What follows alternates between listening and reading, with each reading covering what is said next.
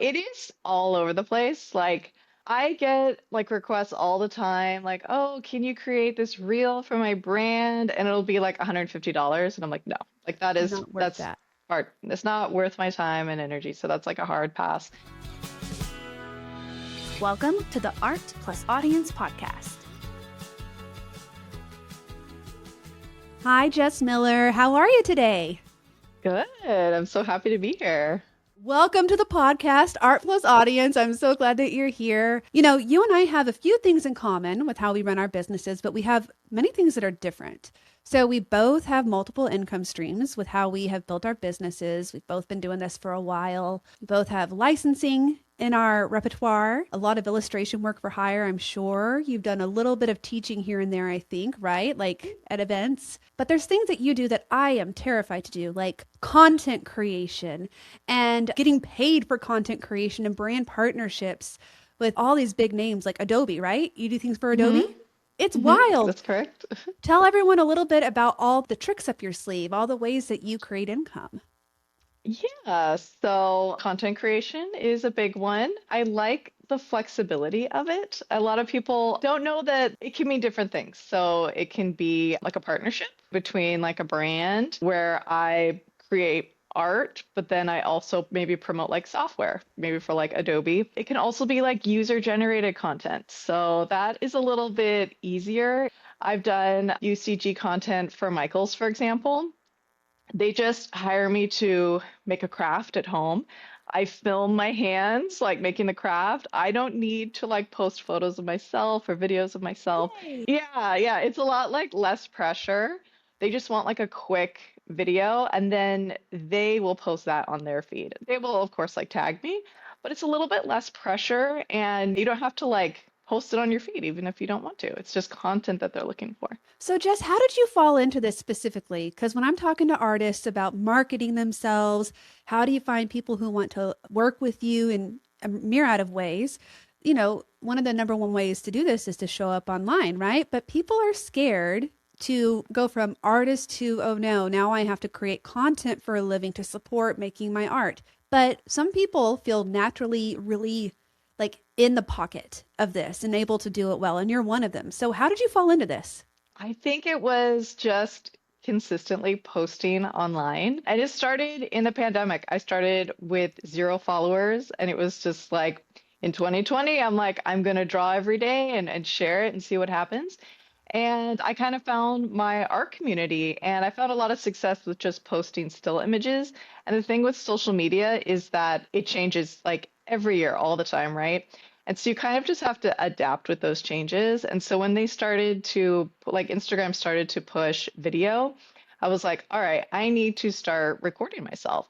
It was a little rough at first. Like I posted, long, like boring video. And then I started to see like kind of what other creators were doing. And I'm like, okay, this is how I can edit, make it more interesting, make it faster, add some music, make it just more like visually interesting. I started to do that consistently and it really helped grow my account. And it just made me more comfortable with creating content. That's encouraging to know that you kind of just showed up every day and you didn't show up thinking, I'm going to get content sponsorships. You were just trying to show up in a meaningful way for the platform the way it was working at that time to stay connected, to stay in front of people. It's funny, what Instagram wants right now, I feel like, is how I used to do Instagram stories like 7 years ago. I used to constantly just be up, be like, hey guys, here's what I'm up to, blah, blah, blah, Yeah, really it's like casually. vlogging. Yeah. Yeah. And then I stopped doing that because we went towards a more kind of like edited, longer form videos, hmm with a hook. You had to have a hook. This was even last year. And you got to engage people within 3 seconds or they're out of there.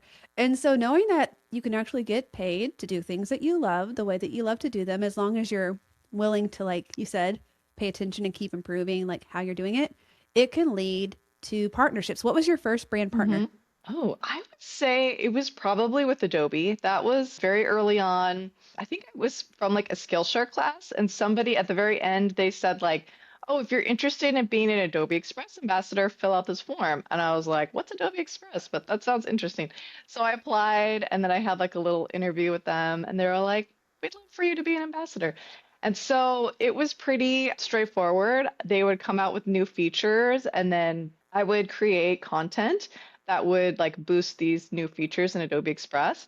And I'm still an Express ambassador today. It's pretty cool. I can just post like once a month and get paid for it. They also send their ambassadors to Adobe Max every year, which is a lot of fun. We get to connect in person. We even get invited to like certain Adobe events. And so it's just like, it's a really great way to connect both on social media and like outside of like the social media platform, just connections in person. Right now, especially finding ways to be in person and offline, I think is very important, especially just in the environment we're living in right now.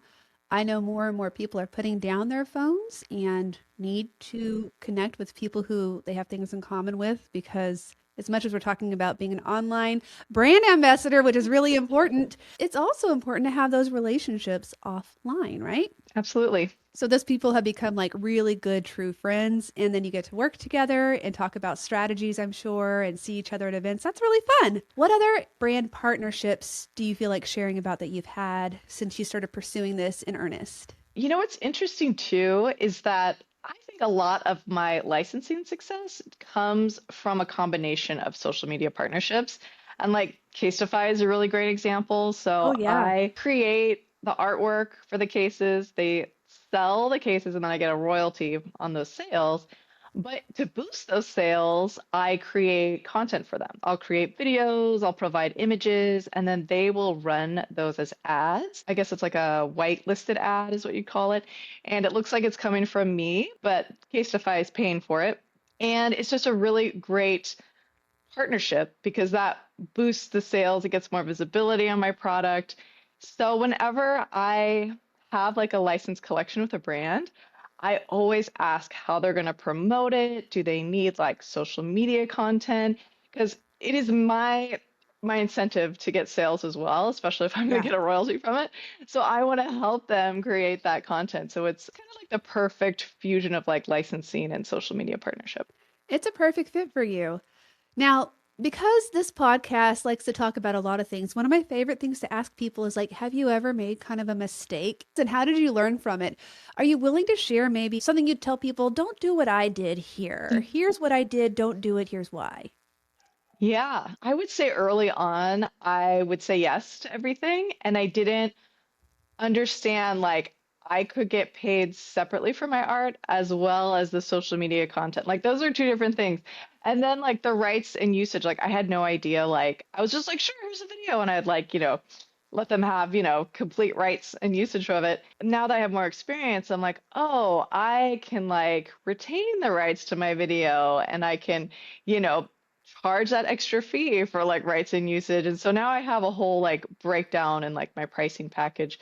And I also have gotten better about pricing myself. I think, in the beginning it was really hard, so I would just like throw out a number, and now I have a whole pricing package. And so I'll start out, with like a basic tier, it's like the bare minimum I want to get paid, and then like a medium tier, which is like a little bit more add-ons, and I'll add a little bit more things. And then the third is like a premium package, which is like all out, like premium service for them, and which is of course is going to cost the most. So I don't know if you're willing to share, but what people love on this podcast is if you can give a little specific detail. So I don't want you to tell us your prices because that's between you and the people, but like what is a range that you have made? Like top, bottom range somewhere in there that you currently feel comfortable asking for. It is all over the place. Like, I get like requests all the time, like, oh, can you create this reel for my brand? And it'll be like $150. And I'm like, no, like Not worth that's that. hard. It's not worth my time and energy. So that's like a hard pass. Like, I have accepted partnerships for like 2,500. And then I have also accepted partnerships for 25K. So it's just kind of, Woo! yes, the 25K project was with a big brand, and it was like a lot of assets and a lot of like details. So it wasn't just like one video, it was like a lot of different things. But they add up I over time. So thank you for giving real numbers. Thank you, Jess. I'm so excited, and so will people be who are listening. So, how about this? If there's someone out there who's naturally like kind of smooth operator on social media as an artist. They're doing okay. They're not afraid to create content. They actually enjoy being in front of the camera. What advice would you give them if they want to dip their toe into this kind of income stream? Yes, I would strongly advise to just show up every day. And you don't have to like post every day necessarily. Maybe it's like a story or like just post consistently and something that's comfortable for you and kind of get into a schedule. And I know a lot of people that do batch content creation. So they'll have just like a filming day. They have good lighting, good hair, good makeup. You'll just switch out your outfits and then you can just get all your content shot for the week and then you can kind of schedule it out accordingly. I wish I was like that. I I'm am a not little like that. bit I tried more to. impulsive. I try to too. I'm just a little bit more impulsive and I just kind of like to film in the moment, but that's me and it is a little bit more stressful. But my biggest advice would be to show up consistently and to connect with your audience and see what they're interested in. I love to poll my audience and see what they want to learn. And so, my audience will tell me like what they want to learn from me. And then I try to create content based on that. And then I would reach out to the brands that you want to work with. And that might be a DM to get like visibility. And then even do some research on LinkedIn, find those names. I like to do the research. I don't like to message directly in LinkedIn. Me I like to neither. find names and then I see like their job and like where they work. And then I kind of like fill in the blank and get their email address that way. It's a lot of trial and error, but I like to make connections through email. And I like to kind of add on like and tell them like I'm more than just a content creator. I'm an artist, so I can provide both things. I can You can do provide both everything. art as well as content. So Art it's and kind of content like together. yeah, it's like a double whammy. You get extra things. I'm not just an influencer or I'm not just a content creator. Now, something I think when I watch you, because you do post regularly, and I do follow you all over the place in a non-stocky way. But I love your setup because for me, one of the reasons I rarely record myself creating art is because dagnabbit, I just can't sit still in one place. And you have a lovely setup. And could you tell everyone like what your gear's like in order, like what's your desk angle at and all those jazzy things? Yeah, so I signed up for this social media content creation membership. It's by Brock Johnson. I don't know if you've heard of him, but he gives like a lot of really good tips about just growing your social account. And he says when you're filming to change your angle every 2 seconds. I've heard that So too. I actually posted a video recently and it performed like double the amount of views that it normally does. So it does make a difference because people get bored. So I do try to like to change the scene up. Even if I'm like sitting at my desk, it'll be like a different angle of me sitting at my desk. And so I try to capture that. I just have a regular tripod, is a $20 one I bought on Amazon. And I recently bought a second phone just for content creation. And that's been Perfect. such a game changer because I realized like I would buy fancy cameras and equipment and then I would get overwhelmed and I wouldn't use them and they would like sit unused. And I realized like I just kept going back to my iPhone and it would be like getting full and I would run out of like storage space and then my personal life would get mixed up with my business. Yeah. And I realized I'm like, I just need another phone and I just need to use it as a camera. And that's exactly what I do. I don't have a plan for it or anything. Like it's just a phone that I use. I sign my same number and I just use AirDrop and so at Oh, yeah. Wi-Fi so I connect. And it's It's made my life perfect. so much easier. I think this is great. I'm separating my life and my business right now in every way. And so I am like getting a new phone number for work stuff and keeping my personal one separate. But I've never thought about just having a phone for content creation because then you can just leave it in place and airdrop it, like you said. Absolutely. Yep. What about the angle of your desk? Because I always watch that and I'm curious. Is your desk like a specific kind of desk that can adjust like that? It is. It's a branch desk, and I've done a lot of Branch. collaborations with them. Yeah, and so I can elevate it, I can raise up and down, and then I have bookshelves in the back that display all my work. I have a laser. I Oh, haven't touched, but someday I will get into crafting more. I love having like a separate space to yeah. create. When I was like working off the kitchen table in my house. Like there's too many distractions, Oh, and yeah. there is something to be said for like having a like your sacred space to create. You know what's hard for me is my sacred space is so cute that my family, including my husband, keep coming in. It's so well lit and cozy and comfortable that everyone Mm-hmm. likes it. Yours is close to your house, right? Yeah, It's it's just a attached? back house. Yep. Yeah. Mm-hmm.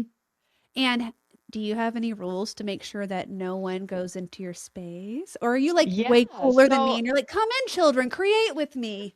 You know, there is like a separate key to go into my studio. It's just like a separate unit from my house in the backyard. And so I lock it every day.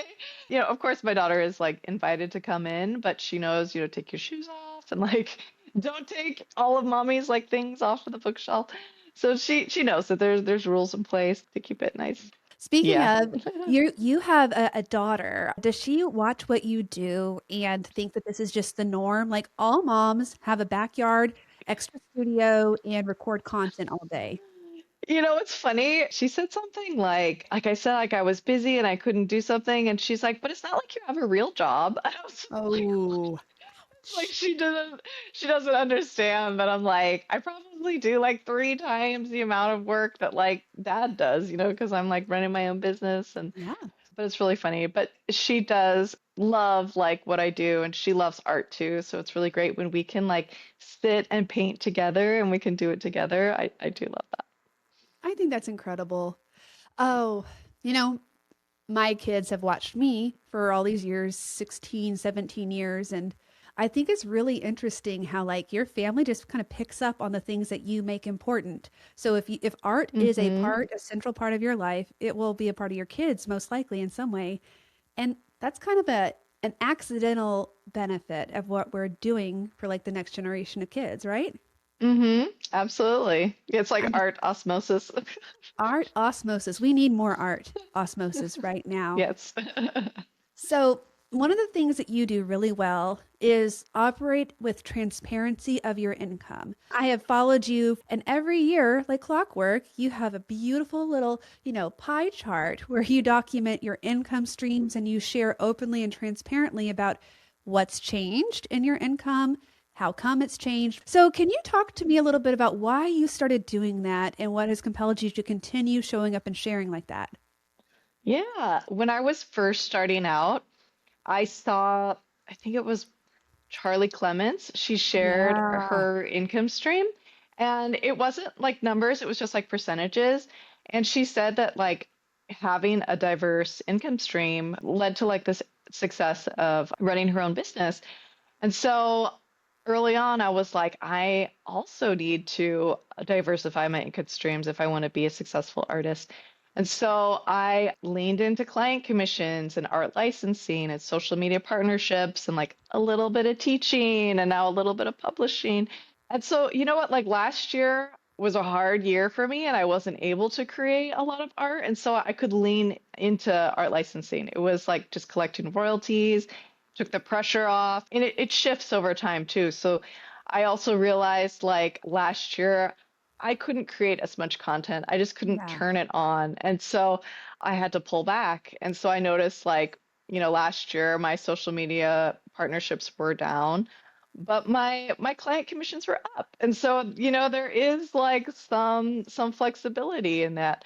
And so I don't like to put all my eggs in one basket Me because it's neither. too risky. It's too risky. Something might happen and you're not able to execute that one income stream. So I'm Yeah.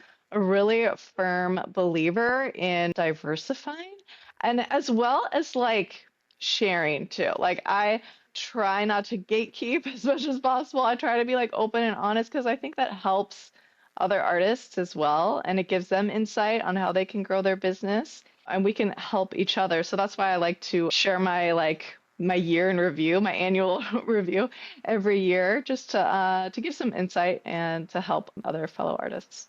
I feel like it is open and honest and fair to share Yes, percentages, so you can at I agree. least see kind of like what sections are performing better than others.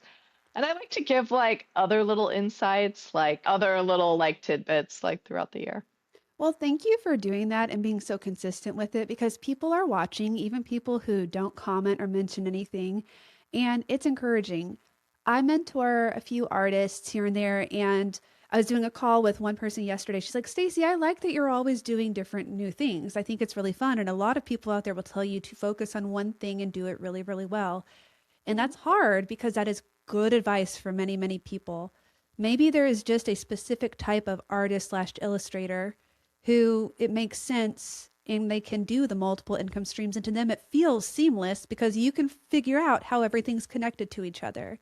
So I've always given that advice, have more than one income stream. If I, Mhm. this Mhm. last year for me was a bad year too. And if I hadn't already have established my product business to run without me completely, I would have been in a bad place, Yeah. financially. Some artists want to touch everything and be in it completely, and they feel like it's disingenuous to not be in every part of your business.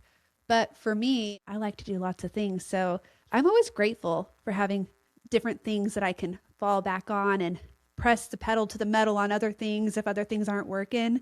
So I guess everyone just has to do what's best for them. But I still think Mhm. multiple is good to have. Maybe if you're a more mature artist, like you've Yeah. already gotten your style under your belt and you know your voice. Absolutely. And I think you can start small too. So maybe it's just like introducing one other income stream, Yeah. whatever is comfortable for you. And then maybe next year you'll have three. So, you don't have to have like seven right out of the gate. It's Yeah, like and you don't have to you have like a kind of, business plan for each one of them. It's kind of like right. they come to you. And you kind of see what fits your lifestyle and what works out best for you. Like I thought 3 years ago, education was going to be huge for me. And then I realized, you know what? That's not for me. It's not something I want to pursue. And so I kind of like hit the brakes. I slowed down a lot and I scaled back, but I grew other income streams. And so it is like a little bit of like self-discovery to kind of see like what fits best for you. And it's not a failure to try something and figure out it's not the right fit. You change. We're Absolutely. constantly changing. So if you're listening, please be Yeah. nicer to yourself. I just recorded an episode with Shannon McNabb because we have the latest data from the Surface Design Industry Survey that she's been putting on for years and Yes. years, and multiple income streams represented. And I'm not going to go over the results in this one because I did in the other episode. If you want to listen to it, you can. It's the episode right before this one. But what I found really interesting is people are earning more on average, I think, with their licensing than last year. Not a Good. ton, but a little bit Yeah. more. And that's incredible. I think buyout numbers were lower, but royalty based was higher. And I Good. was encouraged to see that. And print on demand, which I'm about to start doing more print on demand. I've dabbled with it here and there, but that represented the highest ratio of students who submitted. So we have artists who are doing print on demand, artists who have product-based businesses, artists who teach, artists who do licensing in multiple ways. And then Hmm. there's like content and things like that. So it's interesting after all these years to see new things kind of get more and more popular and watch Hmm. other things shift. What is the biggest shift you feel like you've seen in our creative industry in the last 5 years since 2020 in terms of popularity or what people are doing? Biggest shift, I would say licensing like 5 years ago. I mean, I'll say like I've been aware what licensing is. Like I've worked for Disney, but like on the other side of, so like I would work with partners and we would license out the intellectual property, like the character art. I've been to like licensing conventions, so I know like a little bit about it. I did not know how to license my own artwork. I didn't know how to Yeah. like tap into that. And so I think now there's just like a lot more transparency about it, Yeah. and people are talking about it openly, and artists are, they have courses about it. So I think I've just seen the most change in art licensing. I'm not teaching art licensing this year in my big course, Leverage Your Art. I've pulled it out. It's not going to be there this year because Yeah. I don't know how to explain this, but this happens all the time. Okay, here's what I was thinking. You know how a few years ago on TikTok, everyone was saying the best businesses that you can start are like laundromats, self-service laundromats. Have you seen those? For Hmm. years, people were saying that. Well, so many people were saying this is the best way to create side income that now this year, for the first time, people are saying it's actually one of the worst ways to create income because the market has become very saturated with Saturated. Yeah. lots of Yeah. laundromats opening. So Yeah. the segue I have is now that more people are know about licensing and are pursuing, and yes, I've taught about it, so I encourage this too. I feel like it's getting more competitive, but not it doesn't that doesn't mean bad. I think that Hmm. what we're seeing right now is like the cream is rising, so like you got to be better at many aspects of being a creative now more than ever. And I think that's inevitable with anything that people start to realize like this is good. I like it. It suits me and my Hmm. lifestyle. Hmm. But the opportunities can be a little bit more challenging. So, as maybe those opportunities are more competitive, things like you've done, like show up online and Hmm. merge your art and your content together, seems like a no brainer way to maybe be a little bit more developed in terms of like why someone would want to work with you. And so I think what you've done is Absolutely. awesome. Yeah, and you can even make it like a selling point to a client because it's like Yeah. one thing to license your art, but you're like, for an additional fee, I can add on this social media package and I can create this content for you and it will help sell your product. It's just like an extra selling point for your artwork and what you do. And it's just like an extra thing you can do for them. I think that based off of survey industry results and what I'm seeing with people, licensing is rarely the only income stream. And in many cases, because it fluctuates, is if it's stable, which is great, it's part time typically income. Would you agree Yeah. or disagree? I agree. If you look at my income streams over my annual reports over the years, like licensing, it's usually like 25 to 30%. And it's steady. That's what it's been for the past 3 years, but it obviously doesn't it's just one part of my business. It's one aspect. Like, it's not all that I do. Like, I do so much more than just our licensing. Yeah. And I think the reason I bring that up is because one, again, multiple income streams, but two, licensing is a great place to start if you're trying to build a brand like an artist brand, right? I think that's incredible Hmm. because it incentivizes building a good portfolio. And then that's content you can share online. But sometimes it can take a little while to find your footing. And so for anyone who's listening who's been trying for a while and you're like, I just haven't found it yet, don't be afraid to pivot a little bit. Don't give up on the licensing, but just know maybe there's another path for you. Because for me, I wanted to do a book for a really, really long time. It's almost like licensing in a way because there's a royalty usually attached Hmm. to it, a flat fee advance at the front. And I thought I was destined for children's books. It didn't happen. I licensed like crazy in this one area for children's products, but then when I wanted to do books, it just would not materialize. But then what ended up happening is I landed in a different area to illustrate a gift book that was so much more in line with like what I wanted to do anyways and who I was. So sometimes the things that don't work, it's actually just like a redirection, not because you're doing anything Absolutely. bad. And that Yeah. brings me to your book that's coming out. It's a coloring book. Yes. Tell everyone about it. Yes, it's called Art of the Zodiac, and it is a coloring book that celebrates all the signs of the zodiac, and it comes out February 24th. It has been a labor of love. I started it last year, and it was like during one of like the hardest parts of my life, and so I feel like if I can create a book during like one of the worst years of my life, I'm like, you guys can do anything. You can do So, anything. Yeah. yeah. So I'm super excited about it. It's going to be everywhere books are sold. It's going to be in Barnes and Noble, on Amazon. So I am super, super excited. It's available for pre-order. You could check it out even in stores when it debuts February 24th. And who is the publisher? Page Street Publishing is the publisher. Page Street Publishing, everybody. So go find them, give them a follow, and say Jess Miller sent you so they know Jess is doing a great job with her promotion of her coloring book. And where can everyone follow you online, your website and social media? Yes, everything is the same. Jess Miller Draws is my handle on Instagram, TikTok, Pinterest, Threads. JessMillerDraws.com. It's all the same, so it's very consistent. You can find me there. Consistent through and through. Well done, Jessica. Thank you so much for being here and kind of pulling back the curtain about how you find like a natural fit for still being an illustrator, licensing art and then segueing into content creation and how it all can fit together so nicely. You're super awesome. I'm so glad that you're here. Thank you. Thank you for having me. Bye. Bye. Hey, Hey, Stacy Bloomfield here. My book, The Artist Side Hustle, is officially out now. I wrote the book I wish I had when I started Gingerbread. Inside, you'll learn 13 ways to monetize your art, the essentials of a strong portfolio, and how to use just 5 hours a week to grow your creative business. You can grab it anywhere books are sold, including the audiobook read by me. Thanks so much for tuning in. Hey, could you do me a favor? Could you subscribe to this podcast and then share it with one of your best art friends? I'd really appreciate it. And then head on over to Instagram and follow me at the Leverage Your Art account, and you can keep up with all of our future episodes. Thank you so much for your support. It means everything to have you here listening and learning. Bye.